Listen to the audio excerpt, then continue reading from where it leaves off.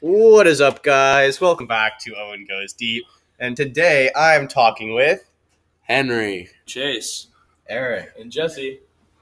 And together we're going to go deep into the Great Gatsby. So, in the beginning of the novel, Nick moves from Minnesota to West Egg. Now, West Egg and East Egg are rivals. Old, rich, aristocratic families live in East Egg, and they're rivals with the new, young, rich people in West Egg. Nick's neighbor, Gatsby, throws ragers every Saturday, and so he notices this, and eventually he gets invited to one. And as he becomes closer with Gatsby tells him that he likes this girl named Daisy, who also happens to be Nick's cousin. This allows Nick to facilitate an affair between Daisy and Gatsby, and Daisy's husband, Tom, doesn't like this very much. And that sort of sets the scene for conflict in the book. There are a lot of interesting characters in the book The Great Gatsby. Each one of them plays an important role in helping us develop the story and its characters. So Nick, the main character and also the narrator of the novel, is a very likable guy from Minnesota. He moves to West Egg, Long Island, and is neighbors with Gatsby. At first, he's not sure what to think of Gatsby. Gatsby's always throwing these crazy parties, but soon he begins to make friends with him and friends with the other people in town, and gains a new view about the situation in West East Egg. And Gatsby, the protagonist of the novel, his main character arc is completely revolving around Daisy, the woman he met 5 years ago before the Great War, who promised she would marry him, but of course she didn't. She married Tom, and so Gatsby throws these parties to try and get her attention, and is basically completely in love with her and just does everything for her. Takes the blame when Daisy gets in the car crash and kills Tom's the woman he's having an affair with, and that leads ultimately to his death. And while we're on the subject of Tom, he's not exactly the most faithful of people. Just a year after his marriage with Daisy, he began to cheat on her, which probably is why Daisy, despite being married to Tom, was so willing to be reunited with Gatsby and start a relationship with her again. All right, so Daisy is she's the cousin of Nick and the object of Gatsby's love. And so when Daisy first met Gatsby, Gatsby lied about his background to Daisy, and he said that he was from a wealthy family in order to convince her that he was worthy of her. And eventually, Gatsby won Daisy's heart. But then Gatsby left to fight in the war, and so Daisy promised to wait for Gatsby. But in 1919, she chose instead to marry Tom, and that made things more complicated. Yeah. So another question I wanted to raise was about Tom. So it's obvious he cheated on Daisy, but do y'all think that he didn't want her to be with Gatsby, or do y'all think that he actually had love for her and cared about her? I think it should be pretty obvious that all of his feelings for Daisy weren't real, especially given that he was so easy to cheat on her so soon in the relationship. So I'm pretty sure that he was just trying to keep Daisy away from Gatsby. So why do you think Daisy stayed with him then? I She think obviously thought that Definitely the money. he had some love. Well, Gatsby had money. I mean, Tom had to have loved Daisy at one point, but clearly that faded pretty quick.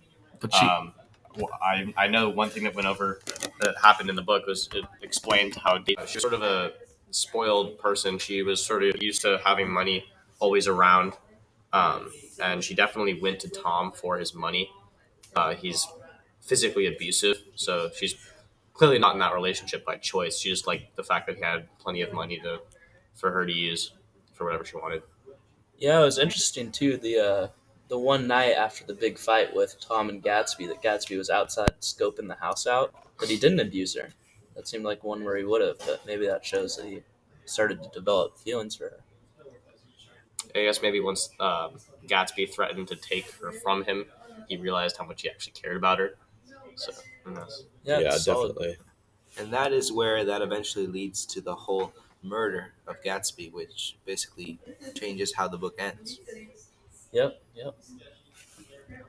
So, towards the end of the story, there were a lot of complicated love affairs, and Gatsby's death eventually ended up as it was because of conflicts between those relationships. Does anyone have anything to say about, like, if it was fair that George blamed Gatsby for Myrtle's death, or, like, why no one showed up to his funeral? Yeah, it should be pretty clear that like Gatsby, although he did kind of cheat on Tom with Daisy, I mean the relationship wasn't really that good to begin with, and also like the reason why George ended up killing Gatsby was something he was completely not responsible for.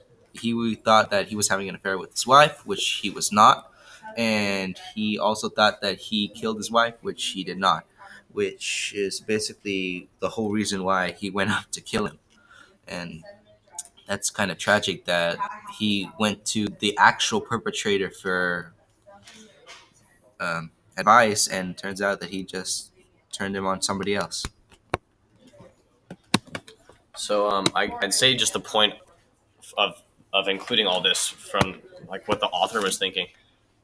He wanted to include all this to just to show the shallowness of the upper class. How when Daisy ran over Myrtle, she didn't even look back or stop to check what happened, and Tom just immediately blamed Gatsby. And the next thing you know, Daisy and Tom were just gone, and they're completely scot free, no consequences, and no one shows up to Gatsby's funeral. It just speaks volumes to what the author thinks about the upper class and what goes on.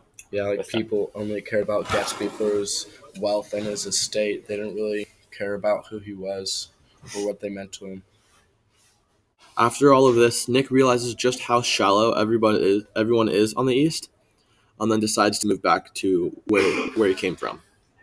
Now to just sum up the book, I think this is a pretty like sad story about love and how far people are willing to go for it, and yet how easily it can be taken away by people of a higher power or bigger influence.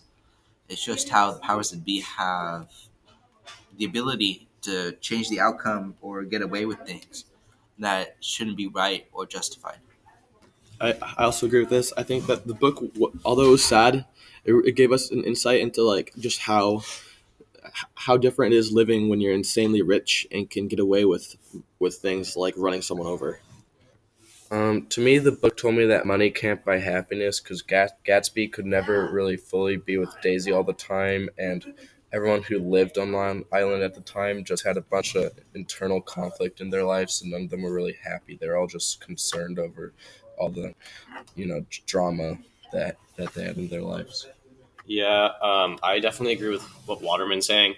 Um, the book really teaches a valuable lesson that just because you have a lot of money and you have a ton of material wealth, it doesn't necessarily mean that you are happy because the things that will make you happy in life you can't always buy.